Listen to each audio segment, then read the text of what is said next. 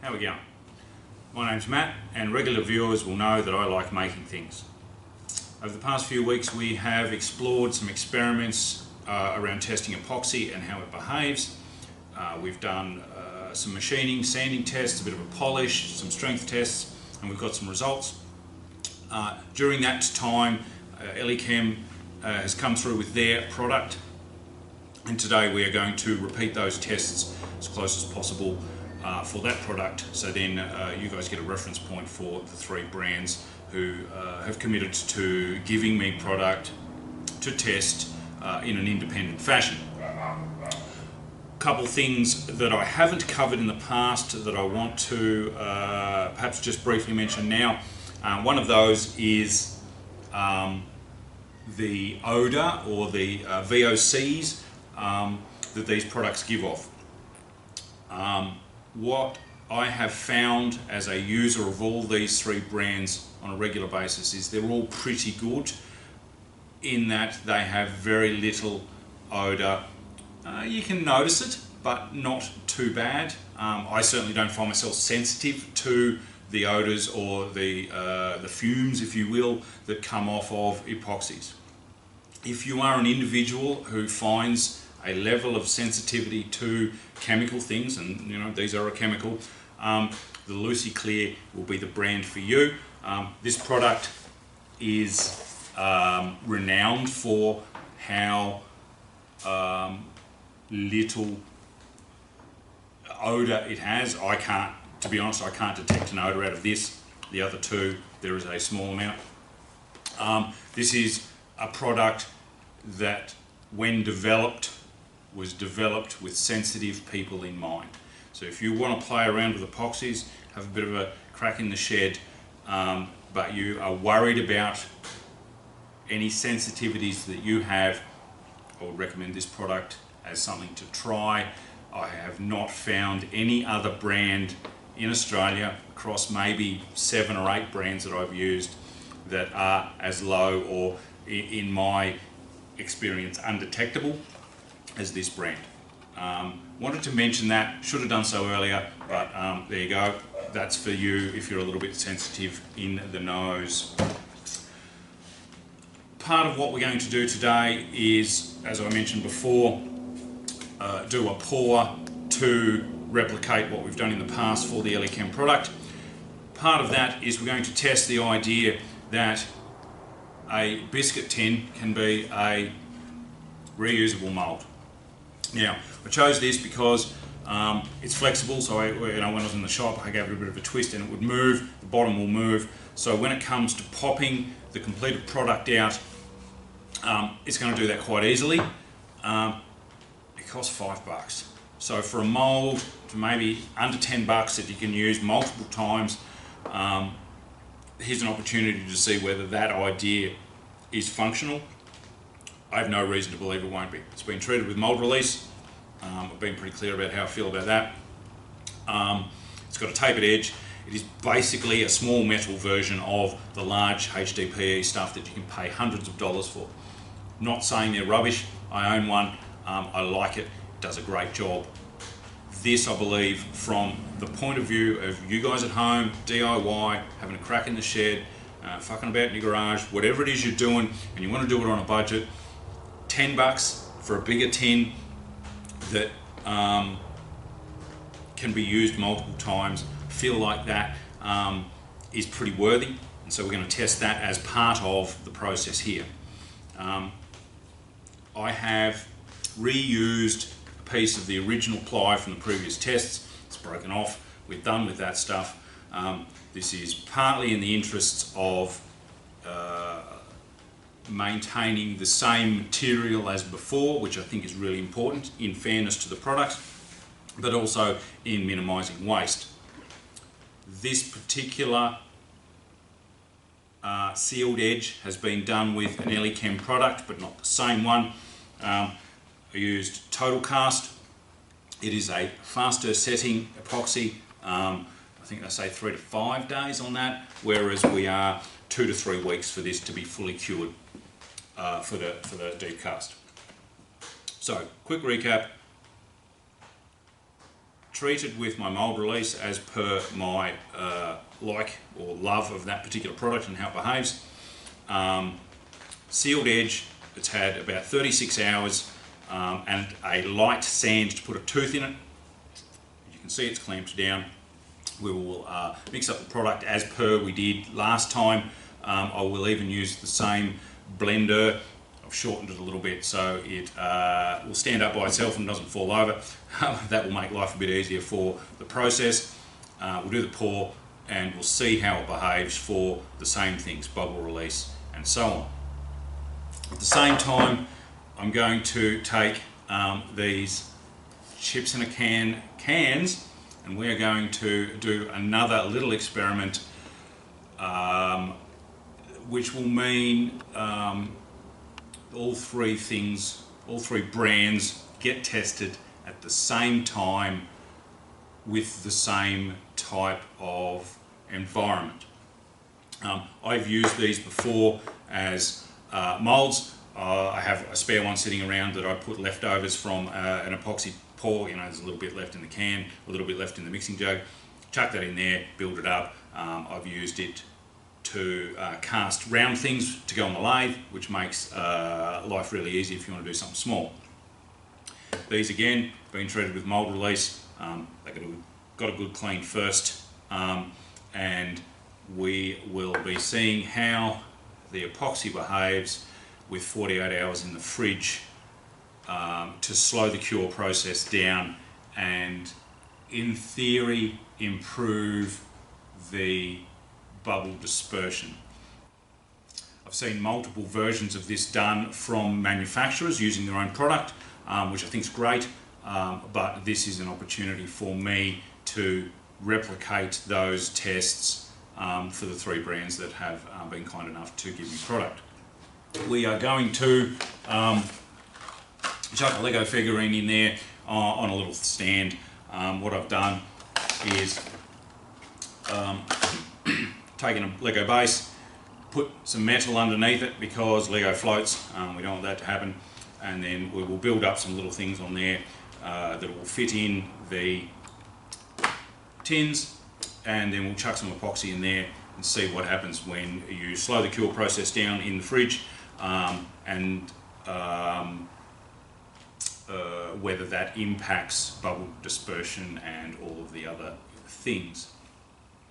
And then once that's done and set, we will do a sand and a polish and bits and pieces and see what happens. So for now, we will pause and get ready for the next part.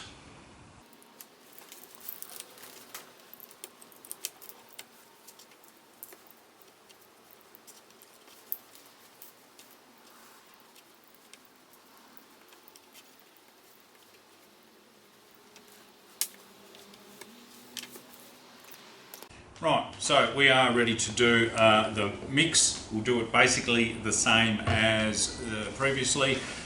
Put them in the jug, mix them with the blender. In fairness, I'll use exactly the same mixing tool as we did before, even though I believe it probably adds a bit too much air for a pour of this small volume. Definitely a child-proof cap. Instructions.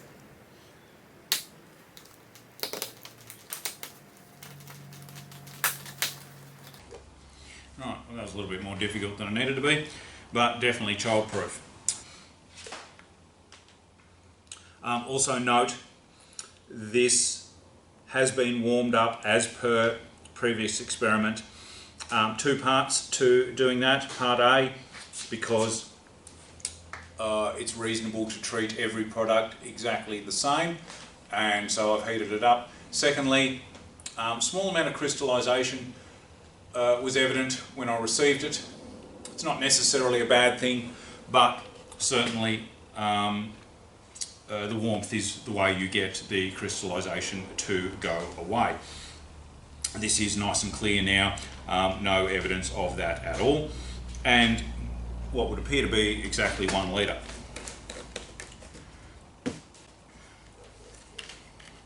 That was a fair bit easier to get back into.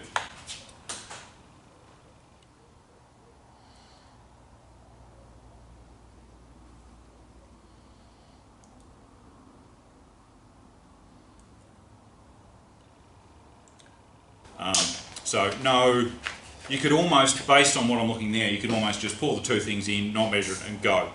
Wouldn't recommend it because all of the other products that I use, there's a variation in the actual volume supplied. Typically, suppliers are a little generous, but that variation means that you would find a difference big enough to create an issue with the chemical reaction, so measuring it is wise.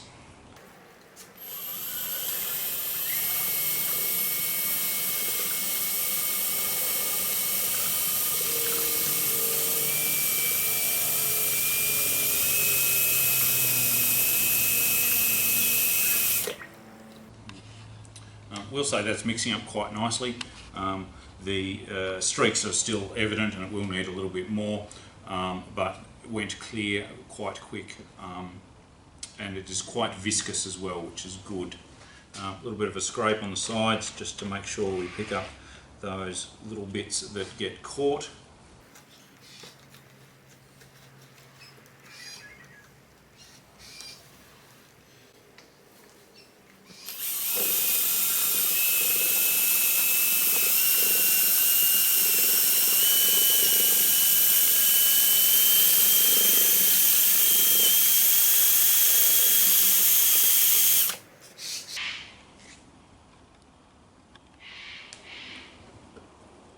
Yeah, those little bubbles are interesting. I do note a small amount of odour coming off this, certainly not enough to be problematic for me. But as per my earlier notes around odour and VOCs, if you are sensitive or you find that an epoxy you're currently using gives you some sort of feedback that you don't like, the Lucy Clear is well worth a try. Because it has actually been developed to be very safe and very low odour. I'm sure other brands do the same thing, but in my experience, certainly across these three brands, for that particular factor, it is clearly the better product. As expected, this particular blender or mixing tool has added a reasonable amount of air. Not ideal, but a good way to see how the product behaves. Now, we're going to let that sit and settle for a little bit, see how that air comes out. We'll put that there for now.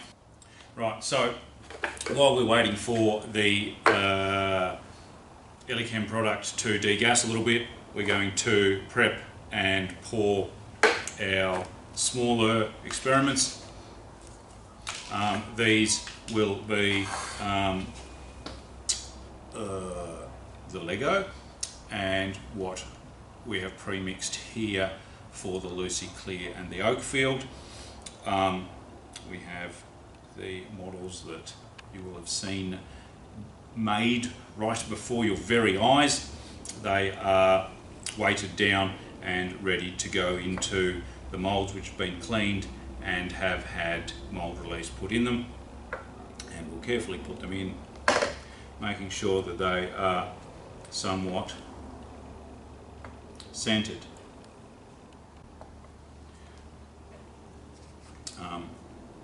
I will note that the models are not super glued together. They are simply assembled as per normal Lego would be, except for this one, because we have a walking person, I have put a small amount of super glue on the foot, basically so I can do this and put it in without it falling apart.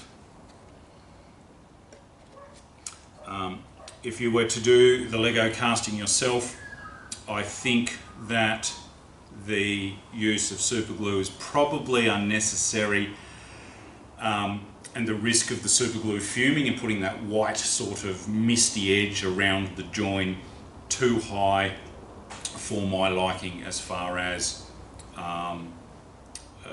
this type of thing. What we've got here, Lucy Clear, it's had, I don't know, maybe 5-10 minutes to degas a little bit.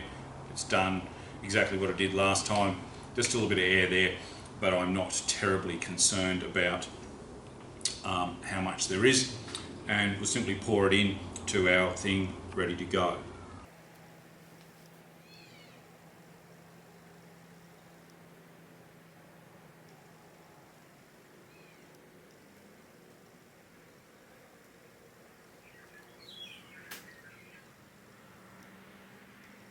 What we might do is get this one done and then see how we go with the next one.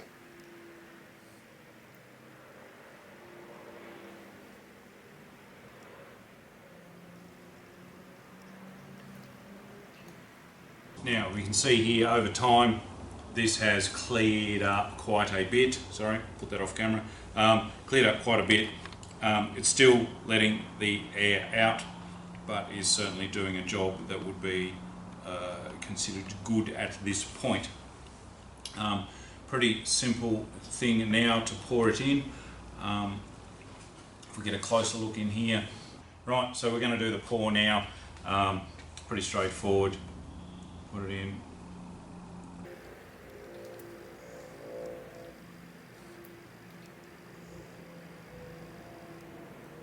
Let that sit for 2 seconds. And then we'll come over here and do some into the chip can mould. Get that back in the middle.